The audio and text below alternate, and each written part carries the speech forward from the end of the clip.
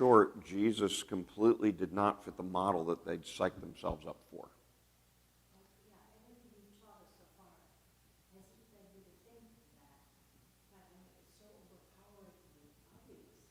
It is to us in hindsight. It definitely is.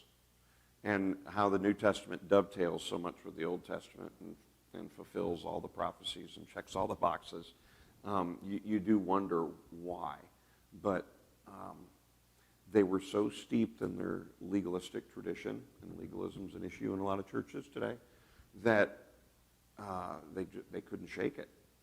And there was a rather severe political movement among, we would now call them the Orthodox Jew. They were all Orthodox then, but the more conservative powers that be rejecting. And they rigorously followed their leadership. It's sad, isn't it? Very sad. It's very sad. But the good news is we are live. Yeah. Oh, we're live? Yeah, we're ready to go. Good. All right. Well, this is either exciting or depressing. Israel has a breakup. Why did they break up again? Everybody remember from last week? Other than God told them it was going to happen. It was a punishment for Solomon's wandering eyes and marrying foreign women and and a myriad of things that Solomon was doing that was directly contravened what God was telling him to do. The interesting thought, though, is God knew this was going to happen. All the way back when they were saying, God, give us a king. God's like, I'll give you a king, and I don't know if scripted is the right word, but God knew that flawed men, sinful men, were going to rise to the throne. And that in one way or another, man was going to create his own destiny by screwing up. And so when Israel is divided as a punishment for Saul, Israel becomes two nations. And this is kind of confusing to a lot of people because you think, oh, ancient Israel, it's that one country. Well, during the divided kingdom, there's two countries. Israel in the north and Judah in the south. And the Bible writers always advance the narrative, Israel is now bad. Whereas before the breakup, Israel was it, right? Israel is now bad. Judah, where Jerusalem is located, in Judah, Jerusalem's right here, Jerusalem now carries the mantle of being God's people. The remainder of kings after Solomon's death comes with a very strong pro-Judah bias. Because remember the underlying narrative of the books of Kings. Where did we go wrong? Israel, from here on out, is where we go wrong. Of all the subsequent kings of Israel, and I'll have a chart for you next week, but of all the subsequent kings of Israel in the north, the Bible says they all did evil in the sight of the Lord. They were all bad. A number of the kings of Judah were bad, but a few are marked as good. And so from here on out, Israel is the northern 10 tribes, and you don't need to remember those 10 tribes. It's a lot easier to remember the 2 tribes. Judah, the name of the country, is one of the tribes, and Benjamin, that we mentioned at the very end of the talk last week, is the other tribe that God gave to Solomon's successor, a man by the name of Rehoboam, or Rehoboam. The Hebrews would say Rehoboam.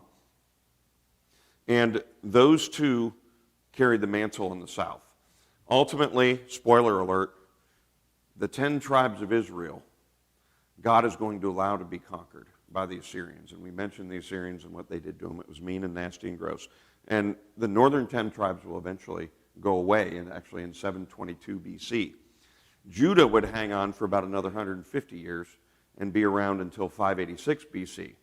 The key difference in both of their defeat was who defeated them and how they were treated. Assyria would defeat the north and cut all the heads off the men, kill all the boys, rape all the women, breed them out of existence.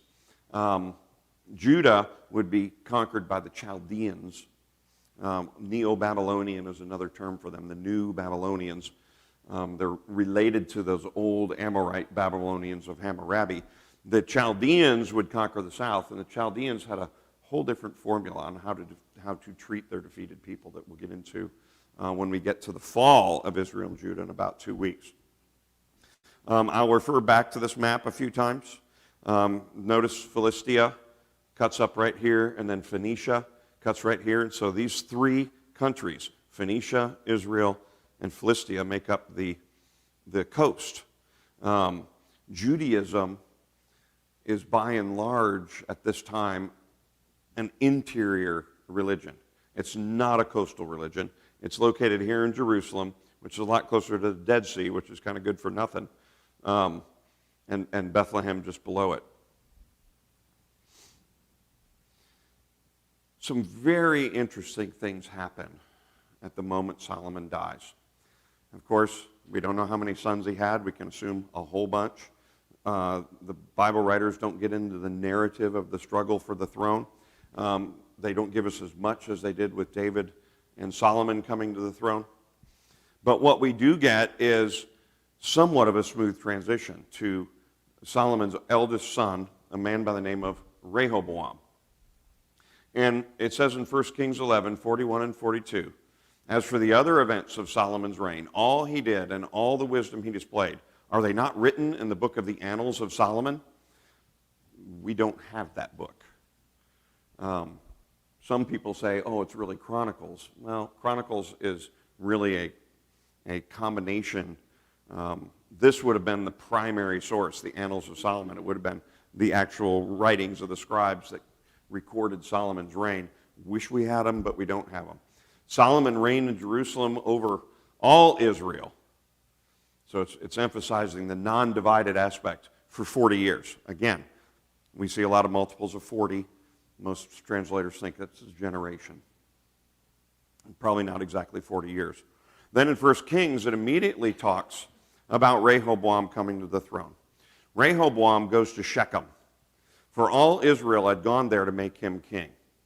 When Jeroboam, the son of Nebat, heard this, he was still in Egypt, for Jeroboam, and he and the whole assembly of Israel went to Rehoboam, and they said to him, your father put a heavy yoke on us, but now lighten the labor and the heavy yoke that he put on us, and we will serve you. Jeroboam is probably doing this so Rehoboam has to publicly answer, how are you going to treat us? How are you going to treat the people? Because that is actually very indicative of how the people felt about Solomon, wasn't it? It's like, man, life under Solomon was hard. And it's weird because that's considered kind of the golden age of ancient Israel. Well, it was the golden age if you happen to be in the royal family. But remember what Solomon was doing to the common people. I'm taking your sons, and we're going to do these building projects, and it's going to be great. All my wives are going to have closets, and thank you, you get food. And that's about it. And so Rehoboam answers, go away for 3 days, and then come back to me. So the people went away. Good politician, doesn't answer, doesn't know his answer yet. Says, go away, let me think about it, come back, and I'll answer your question. Then we get this really interesting narrative. What does Rehoboam do for those 3 days? Well, he seeks the advice of advisors. And he's really got two camps of advisors. He's got the elders who serve Solomon. Now, a truly wise leader, I think, would, especially somebody who's not been a king, and we don't know the relationship between Rehoboam and Solomon. I don't know if he trained him. We don't know if he spent a lot of time in court getting ready. But the first group of advisors he goes to are the elders. And I would think for a young king, that would be the one to be like, okay, really guide me here. You guys have been through all of it over the last 40 years. Help me make this decision. And so Rehoboam consults the elders who had served his father during his lifetime. How would you advise me to answer these people, he says. They replied, if today we will be a servant to these people and serve them and give them a favorable answer, they will always be your servants. But Rehoboam rejects the advice that the elders gave him and consulted the young men who had grown up with him and were serving him. I think this tells us a lot about where the elders' mind was at. I think the elders were frustrated with how Solomon treated the Jews. And I think that is manifested in their answer here. You may disagree with me, and that's fine. But if you will be a servant to these people and serve them, they will give you a favorable answer. You got to remember, they're coming off the last 20 years of Solomon's reign that we talked about last week was very chaotic, with enemies rising up against him. And so they're kind of trying to change the trajectory of where Israel's going through this advice to Rehoboam. But Rehoboam rejects it. And he goes to what I call his homies. He goes to the guys he grew up with, right? The young men. And he said to them, what do you advise that we answer this people who have said to me, lighten the yoke that your father put upon us? And the young men who had grown up with him said to him, thus shall you speak to this people who said to you, your father made our yoke heavy, but you lighten it for us. Thus shall you say to them, my little finger is thicker than your father's thighs. I mean, that's something like Arnold Schwarzenegger would say to me, right? My little pinky can break you. My little finger is stronger than your father's thighs. It's not going the way the elders wanted it to go. And now, whereas my father laid on you a heavy yoke, I will add to your yoke. You guys know what a yoke is? You got some people who grew up rural, maybe. Yoke is the thing that two oxen, put them in a yoke. And sometimes they put men in a yoke for punishment. My father disciplined you with whips, but I will discipline you with scorpions. Wow. Rehoboam really fires a shot across the bow of the people, doesn't he? They're like, we've lived through X number of years of this, horrible situation for us, this not very prosperous for the people of Israel, and we're looking for a little lightening of our load. It's almost like today, if you say the tax burden is so heavy, can we get somebody in there who's going to lighten our yoke a little bit? And instead, we get a $5 trillion stimulus package, right, or whatever, right? It's like, no, we're going to double your yoke. We know times are tough. We know it's a pandemic, but we're going to punish you with scorpions. I feel like I'm getting bit by scorpions lately. Rehoboam, in essence, returns an aspect of Canaanite worship and religion. And so God can't be pleased with this, right? It says in chapter 23, for they also built for themselves high places and pillars and Asherim on every high hill and under every green tree. And there were also male cult prostitutes in the land. They did according to the abominations of the nations that the Lord drove out of Israel before the people. I gave you some examples here in ancient traditions of what is called the Asherah pole. The Asherah pole, you can see kind of a tree-looking thing here, or a little figurine with a very buxom figurine. It was always female. It was always very erotic. In fact, if you look up Asherah pole on the internet, I probably don't encourage you to do it. It's mostly today going to talk about the modern equivalent of the Asherah pole is the stripper pole, right? In a strip club. That's the Asherah pole. And so this is going back to that whole fertility theme, that whole hypersexual theme that was rampant in Canaan all the way back when Joshua came into the Promised Land. And what the Bible is saying here is Rehoboam is going back to that. The practical question is why? Why? Why is he defying God's teaching? And why is he bringing the people back to the Asherah pole? Why is he bringing the people back to this Canaanite sexual fertility cult? I think the real answer is it's what the people were clamoring for. It's what a lot of the people were clamoring for. Of course, not all of them. And I think it also reveals the pervasiveness of Canaanite practices in Israel. We always have trouble remembering that in Israel and even in Judah, the Jews are a minority. Because we think, that's the Jewish land. But they came into there was already a thriving population of people who were doing things their own way, what we would call pagan, had their own religion, their own tradition, and they were prosperous. They were doing well. And then you have Solomon, and a lot of the Jews are suffering under Solomon. And so just from a very rubber hits the road sort of analysis, they wanted a switch of political parties. And they really didn't have political parties in a monarchy, so you switch your religion. And in a polytheistic environment, the mentality is, oh, I can do the pagan gods, and then I can do a little bit of Yahweh too. And I can mix, and I can match. Because in polytheism, the more the merrier, right? Just bring in Yahweh. Of course, that's directly contradictory to everything Yahweh teaches us about himself. They started to idol worship under Rehoboam. Israel rebels. Israel, I'm now talking about the north. Israel rebels against Rehoboam. Israel is even deeper down this road of Canaanite worship. Look at the proximity of Israel to Phoenicia, which is the hub of Canaanite worship. They're right there.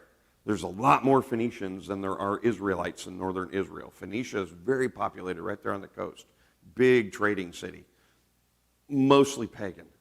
Mostly polytheist. They would have been extremely influential. They were wealthy. They had what the Jews in the north wanted.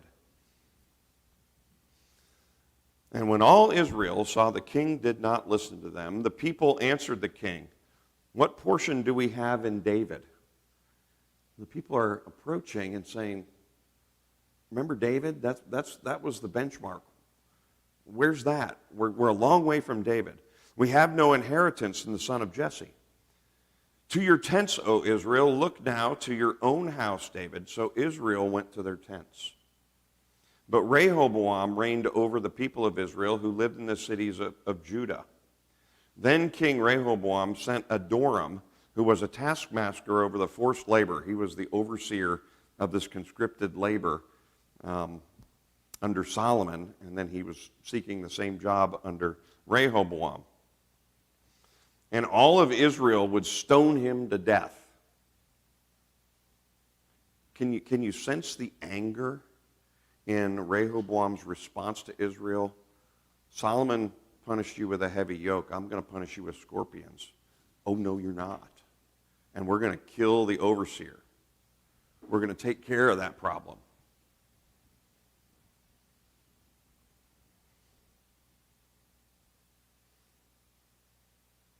King Rehoboam hurried to mount his chariot to flee Jerusalem. Things were getting so bad, Rehoboam leaves the capital. And remember, Jerusalem was a walled city by then. Solomon built a wall around it and built a temple and built a huge palace. So Israel has been in rebellion against the house of David to this day. That doesn't mean to today. That means to the day that was written, which would have been after the fall of Israel and Judah. And when all Israel heard that Jeroboam had returned, they sent and called him to the assembly and made him king over all Israel. There was none that followed the house of David, but the tribe of Judah only. But the word of God came to Shemaiah, the man of God, "Say to Rehoboam, the son of Solomon, king of Judah, and to all the house of Judah and Benjamin and to the rest of the people, thus says the Lord, you shall not go up or fight against your relatives and people of Israel. Every man returns to his home, for the thing is from me." So they listened to the word of the Lord and went home again. What's happening here with the prophet Shemaiah? Again, you see this IAH suffix. Remember that usually means of God, a messenger of God, a prophet. Jeremiah, Josiah, Hezekiah, Shemaiah. Shemaiah is coming on behalf of God, and he tells Rehoboam, stand down. Stand down. You are not going to fight the Israelites in the north who are rising up against you. Everybody just go home and make peace. Settle down. We're not going to let this devolve into a pseudo-civil war.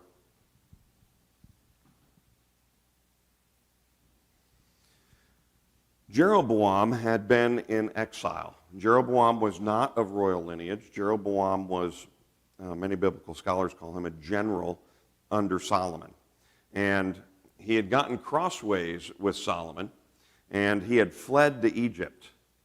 Well, when Solomon dies, Jeroboam starts making tracks back to Israel. In fact, we read earlier that it was Jeroboam who was there when Rehoboam ascends to the throne, and it's Jeroboam who's instigating that question of, how are you going to treat us? It's Jeroboam behind the people asking that question. He's stirring it up because he knows Rehoboam, and he knows that he's going to treat them more harshly, and he wanted them to say it out loud so the people knew. He wasn't going to let them hide behind the political wall. He was going to make them say it. You have gone up to Jerusalem long enough. Behold your gods, O Israel, who brought you up out of the land of Egypt. And he set one in Bethel and put the other in Dan. So what is Rehoboam doing here? Let me go back to our map. And I know the cities look small here. Here is Dan, and the little white signs here says Jeroboam built a sanctuary in Dan. What do you notice about the geography of Dan? It's really far north in Israel, isn't it? Then he builds another temple, another sanctuary in Bethel. You see Jeroboam's strategy here? He is outwardly rejecting Yahweh and the religion of the Jews. He actually builds these sanctuaries to allow the Jews to continue practicing their Judaism, but Judaism was a temple worship religion at this point, so they were still going to Jerusalem. Well, the new king of the north, Jeroboam, who's really posturing for this throne in the north, is saying, look, if I do the same thing that Rehoboam does in the south and continue being a Jew and continue leading as a Jewish king, what reason does anybody have to come to me? They'll just go down to Jerusalem and they'll stick with Rehoboam. I got to offer something different, is what Jeroboam thinks. And what's really interesting here about Jeroboam is God is the one instructing Jeroboam on what to do. God is using Jeroboam, and Jeroboam is a willing participant, because what does he get out of it? He gets the throne of the north. He gets power, he gets wealth and prestige. And so Jeroboam comes in and establishes this quasi-Jewish / Canaanite hybrid religion, and he builds a temple in the north and a temple in the south to make it convenient for the people to go to a temple. And I think the location of Bethel is really interesting. Here's Bethel, here's Jerusalem. I mean, they're a day's walk from one another. You put a temple at Bethel, people are going to say, well, I'm going to save the day's walk, and this is really handy. I'm going to come to this temple. I'm not going to go down to the original one. I'm going to go to this one. And so it was very strategic in the way that he was operating. Set one in Bethel and put the other in Dan. Doesn't seeing the map really help you understand that verse a lot better? It's like, ooh, strategy. Then this thing became a sin, for the people went as far as Dan to be before one. He also made temples and high places and appointed priests from among all the people who were not the Levites. Because the Levites, who were really the carriers of Orthodox Judaism, of traditional Judaism, they weren't going to leave Jerusalem. They weren't going to leave the religion. They weren't going to leave Yahweh to follow this other rogue guy who's not descended from David. They're going to stick in Judah. They're going to stick with Rehoboam. No matter how bad he is, he's in the line of David. And the prophecies all say the line of David. So the Levites weren't going to go. So what he's doing is basically Jeroboam is up there in the north, and he's hiring non-seminary trained priests, right? To put it in modern terms. He's hiring somebody who hasn't been through the rigor, who hasn't been through the lifetime of training in order to be qualified to teach about Yahweh. Well, you're inherently going to get a watered down, not accurate theological teaching when you're hiring the non-Levites as the priests. Jeroboam appointed a feast on the 15th day of the 8th month, like the feast that was in Judah. So he's mimicking the holidays to make the proposed transition smooth, which is really interesting because the true God in Christmas, the calendar back then, before the Romans, had 10 months, not 12. So Jesus probably, we celebrate his birth in December. December was the 10th month before the Roman calendar, so it's probably around September. In other words, it was sort of a harvest festival, and everything was rotated around the collection of the crops, and people celebrated because they could have a big meal and pig out, and it was a great celebration in an agrarian civilization. And so Jeroboam is really mimicking the festivals of the Jews. Well, you've got this festival, we're going to have the same thing with a little bit of a twist. We're not going to talk about Yahweh so much in our festival. We're just going to open presents and have a tree. We're not going to read the story, right? It's kind of where we're going in our society today. He offered sacrifices on the altar. So he did in Bethel, sacrificing the calves that he made, and he placed in Bethel the priests on the high places that he made. He went up to the altar that he made in Bethel on the 15th day of the 8th month, in the month that he had devised from his own heart. And he instituted a feast for the people of Israel to go up to the altar and make offerings. He's given them Judaism light. He's given them Judaism without accountability. Boy, we have a lot of Christianity like that today, don't we? We have a lot of Christianity without accountability, a lot of feel-good Christianity without accountability. I don't know. Was Jeroboam Joel Osteen? I don't know. A little prosperity gospel there, not a whole lot of girth to it. Solomon sought, therefore, to kill Jeroboam. But Jeroboam arose and fled to Egypt, to Shishak, the king of Egypt, and was in Egypt for the death of Solomon. That's what happened to Jeroboam. He was trying to establish this other religion. Solomon doesn't like it. He's exiled. Solomon's going to kill him. He's probably going to send Benaiah, the hitman, right? He's going to send Benaiah, the hitman, to take care of Jeroboam. But Jeroboam escapes. So when Solomon dies, Jeroboam comes back. We've got a lot of neat archaeological evidence. This silly little horse here, or calf. This is symbolic of the golden calf, and this is really interesting. Dan, that city in the north that I showed you, is where Jeroboam really establishes his, it wasn't really a temple, but it was a sanctuary. It's on the very same site where Moses' grandson, hundreds of years before, put a golden calf, which is really interesting. And we know where it is, and we found it. We, being humanity collectively, I wasn't there.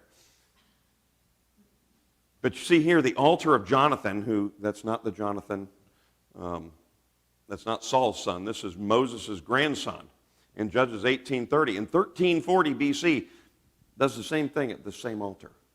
Jeroboam sets up his golden calf on it in 931 BC.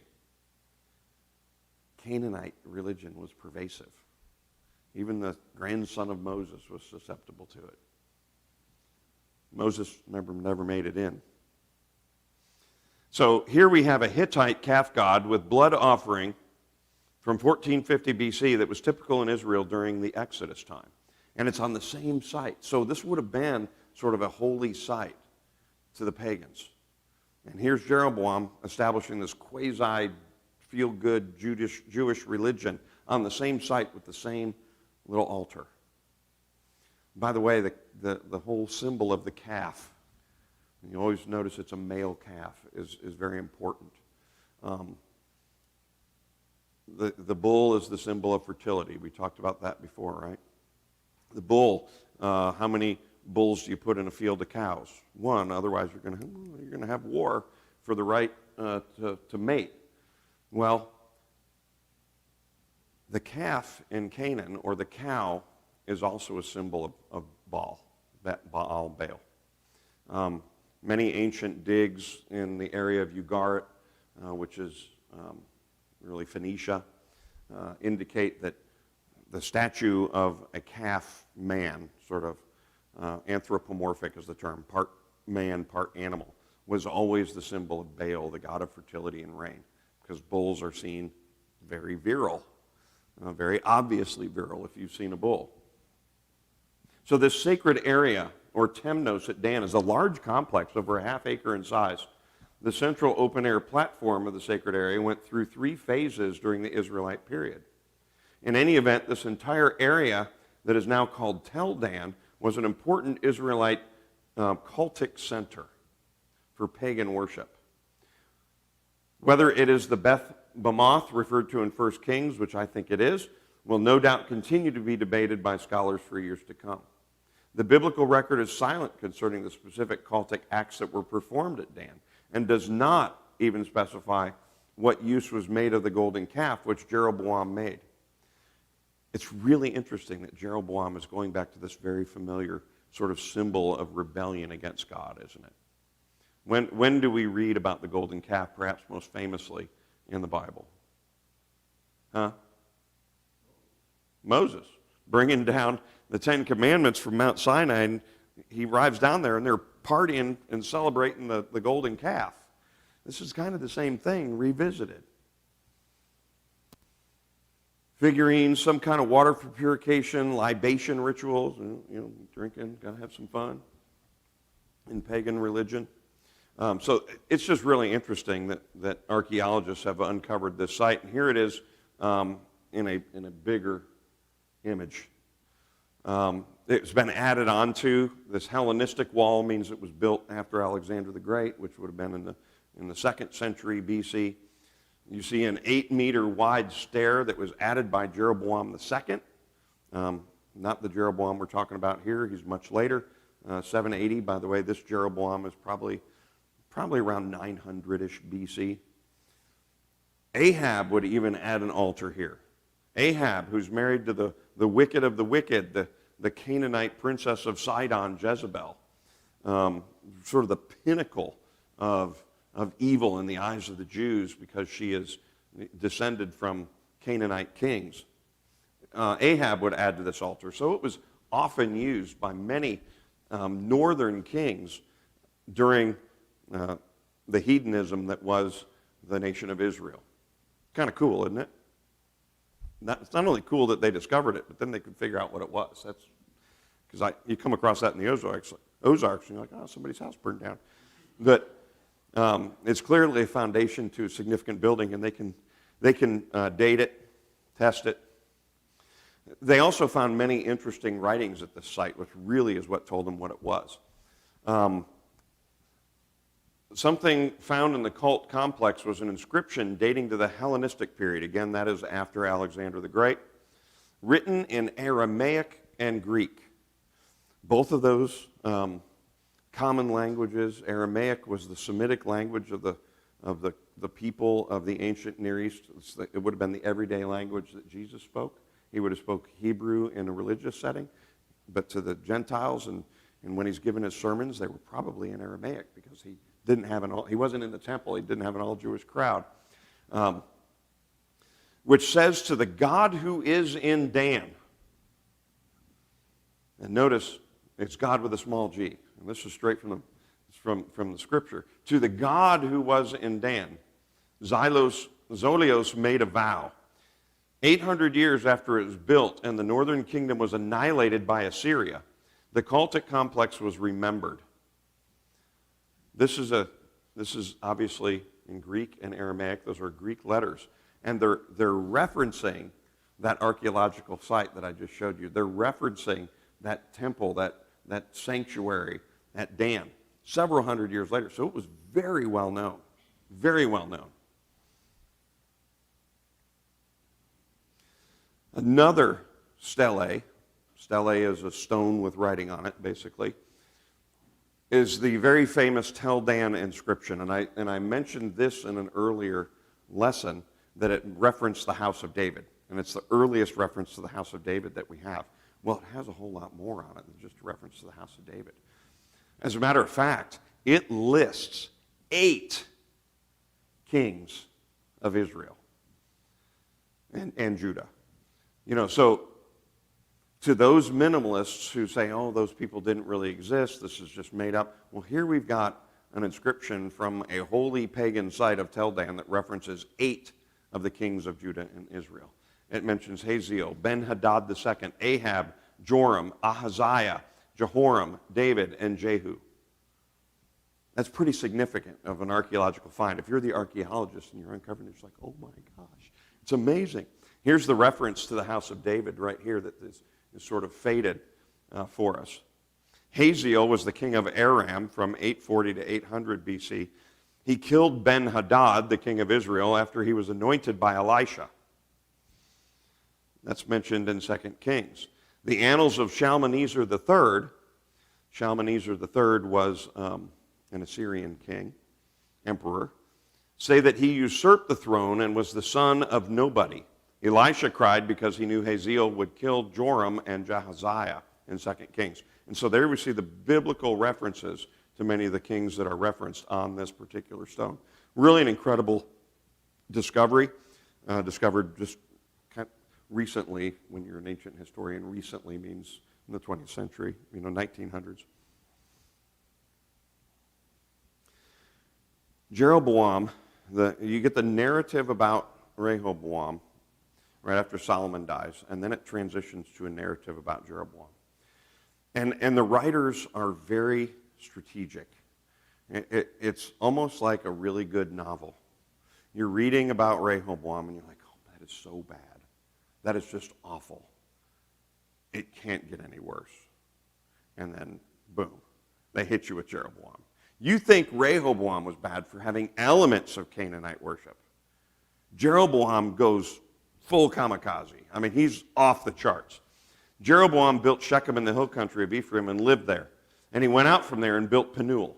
And Jeroboam said in his heart, now the kingdom will turn back to the house of David if these people go up and offer sacrifices at the temple of the Lord. If they go to Jerusalem, he's talking about. And then the heart of the people will turn again to their Lord. We can't have that happen. Rehoboam, king of Judah, and they will kill me.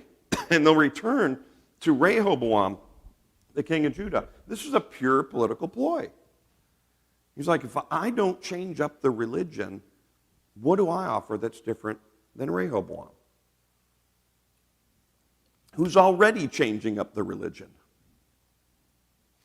Oh, you've gone up to Jerusalem long enough, Jeroboam says to his followers in the north. Behold your gods, O Israel. This is way wrong.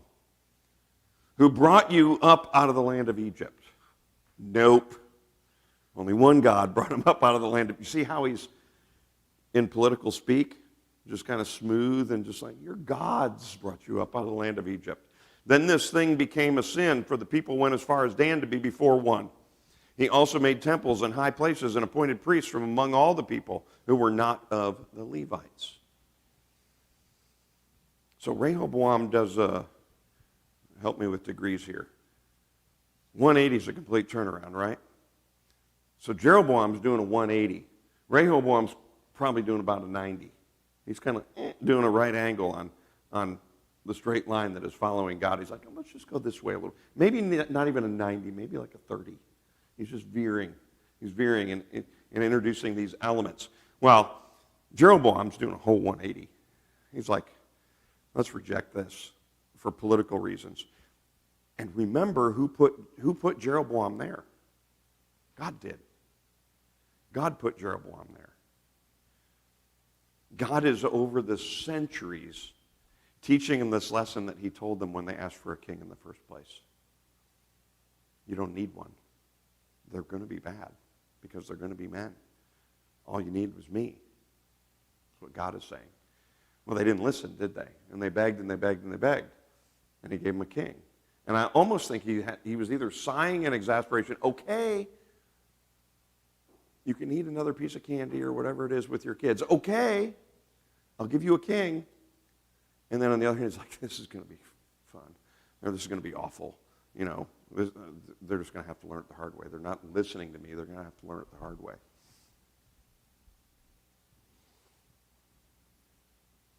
Again, here's a different map. Maybe you can see it a little better here.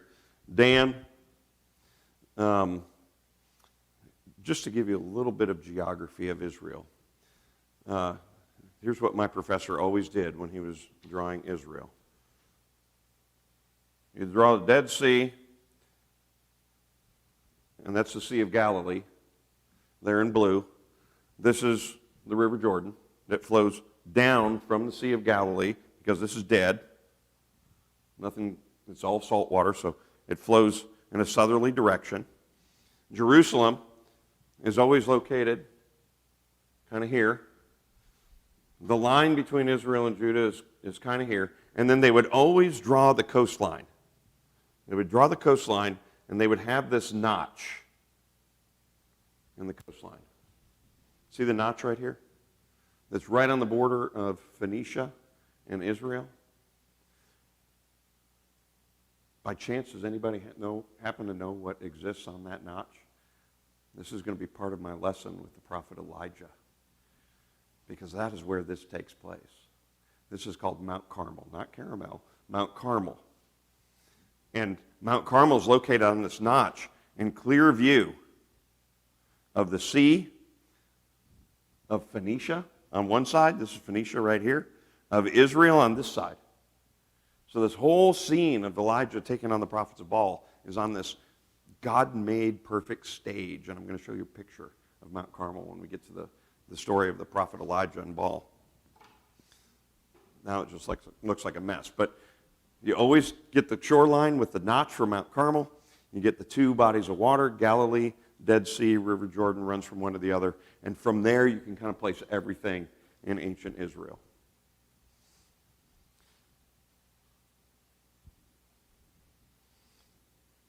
Pharaoh revolts against Rehoboam.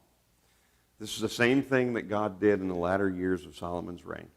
He would rise up enemies to confront Solomon's reign. But he doesn't even give Rehoboam a honeymoon, right?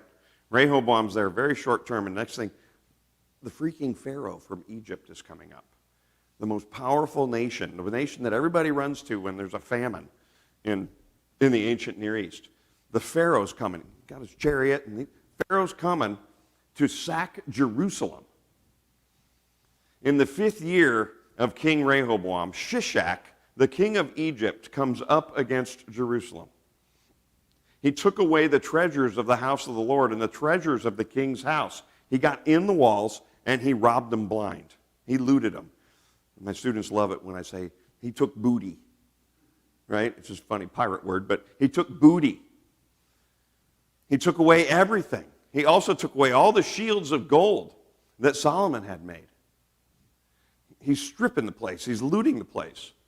And King Rehoboam made in their place shields of bronze. It's like, so tacky.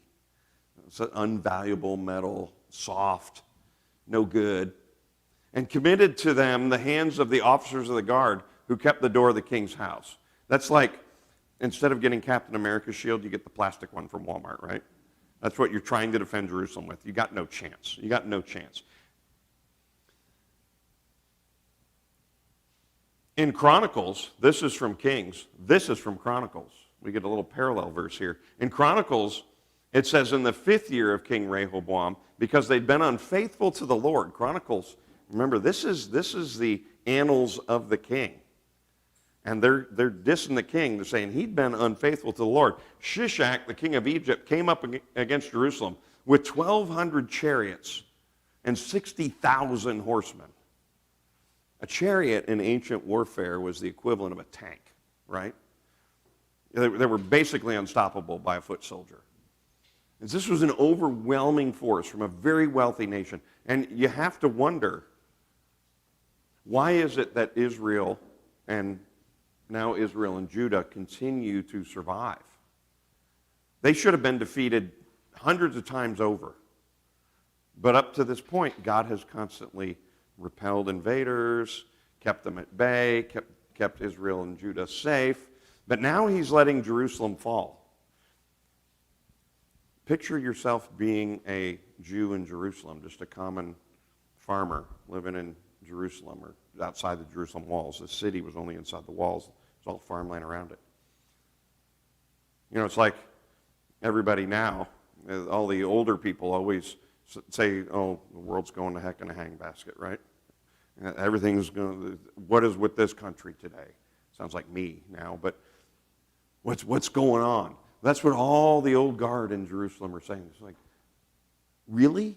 The Pharaoh's coming in and taking our gold? It's not even their gold, but they're taking the gold of Solomon? And the people were without number who came with him from Egypt, Libyans, Shechem, and Ethiopians.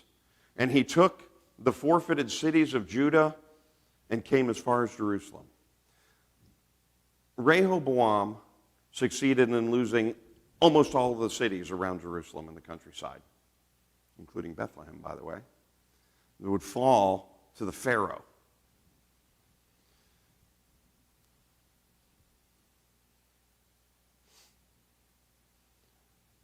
Really neat thing. We've got some extra biblical evidence again, and this time, because our good friends the Egyptians only record the awesome things that they did, the conquering of Judah and Jerusalem is listed not just in the annals of ancient Egypt, but on the walls of the tomb of Shishak, the Pharaoh. Look at this. Shishak, very braggadociously, they're numbered here. I don't know if you can see the little numbers. 1, 2. I conquered Upper Egypt. I conquered Lower Egypt. I conquered Nubia, Libya. He goes through and lists 187 cities that he conquered during his reign. Beth-shan, Shunem, Gibeon. These were cities in Judah. By the way, Beth, this suffix,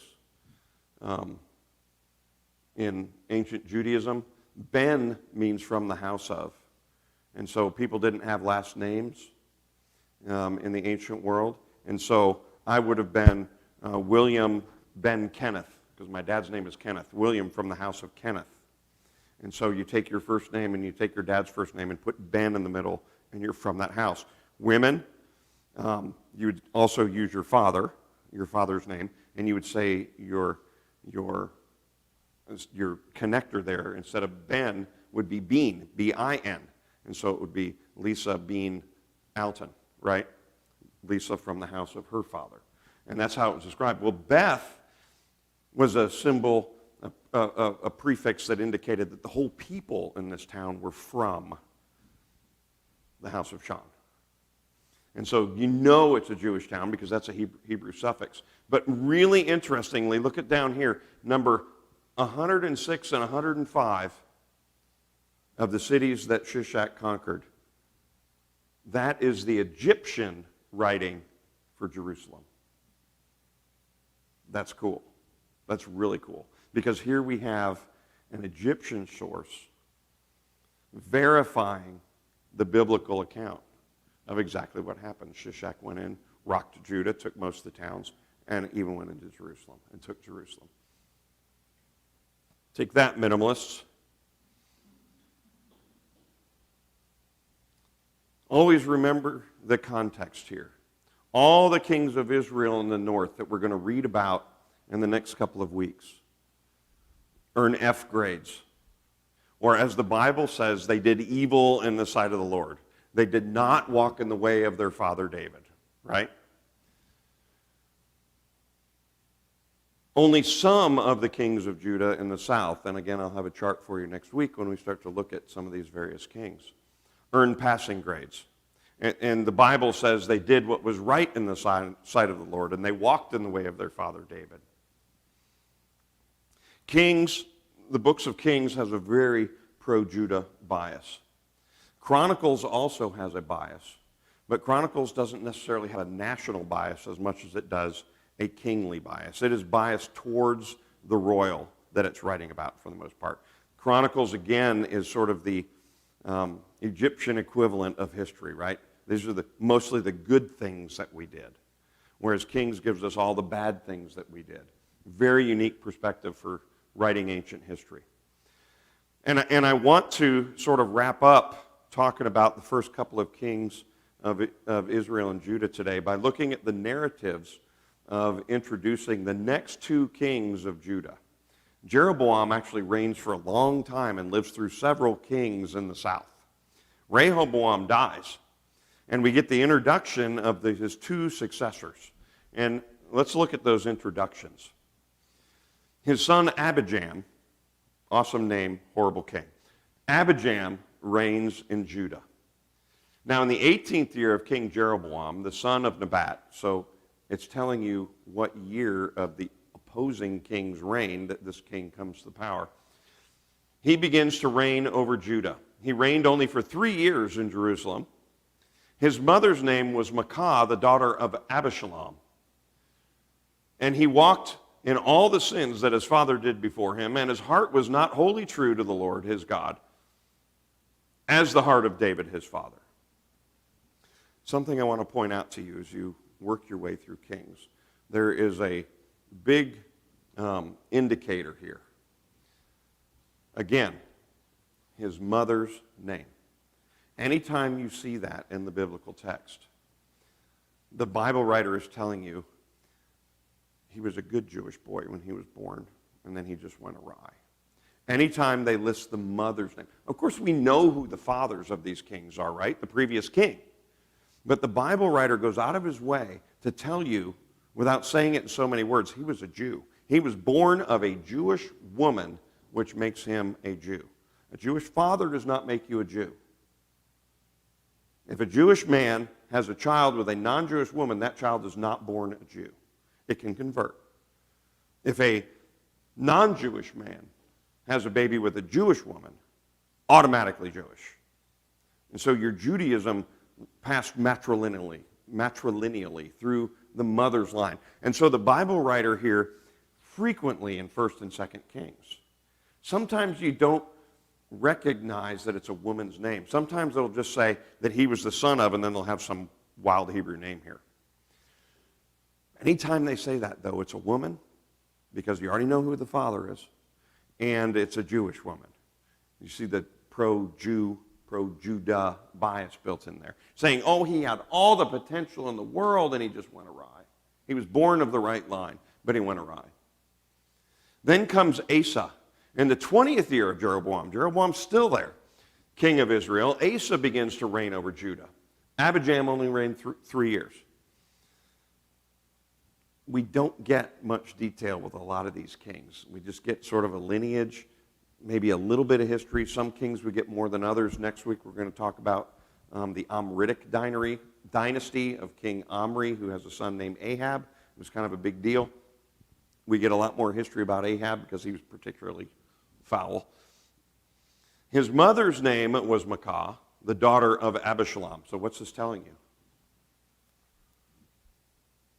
Who was Asa's father? He's got the same mother as Abijam, doesn't he? Who was Asa's father? Rehoboam. Abijam dies without having a son. I don't know if he got married and just didn't have a son, but he only served for 3 years. Then his younger brother, Asa, takes the throne. Was also a good Jewish boy. And Asa did what was right in the eyes of the Lord, and David his father has done. He put away the male cult prostitutes out of the land and removed all the idols that his fathers had made. He also removed Maacah, his mother, from being queen mother because she had made an abominable image of Asherah. So this good Jewish woman had been convinced by the Canaanites to go to the dark side, right? And Asa cut down her image and burned it in the brook of Kidron. Kidron is an area in Jerusalem. Sometimes it's called the Wadi Kidron. It is a river that flows out of Jerusalem. And in the valley of that river, there's some pretty important tombs. The tomb of Absalom, the son of David, is there, the one who died early, the one that David mourned so much. The tomb of Zechariah is in the Wadi Kidron. And so if you ever go to Jerusalem, it's kind of a neat little journey to take. A lot of people take the Wadi Kidron path to see all these prominent biblical figures' graves. So what do we learn from the introductions? We learn the pro-Judah bias. They don't leave you hanging when they introduce the king. They tell you right away. They give you the spoiler. He was rotten or he was awesome. And Asa was one of the few that is good in Judah. Anybody have any questions? Next week, we're really going to start to get into some of the subsequent kings. And to most of us, these are abstract biblical figures that we really don't know that much about. You know a little bit about some of them, like Ahab, because you heard it in Sunday school. But we're going to We're going to look at the Jehoshaphat's and the Jehoiachins and the Jehoiakims, and we'll have a chart of all the kings in the north and all the kings in the south. And we're going to start to get to the point where God's lesson is going to be over with the people of the north. And he's going to allow the north to fall to Assyria. And then eventually he's going to allow the south to fall to the Chaldeans.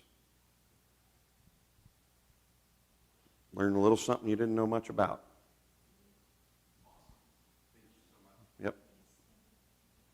Archaeology was kind of good this week. We had a lot of archaeology.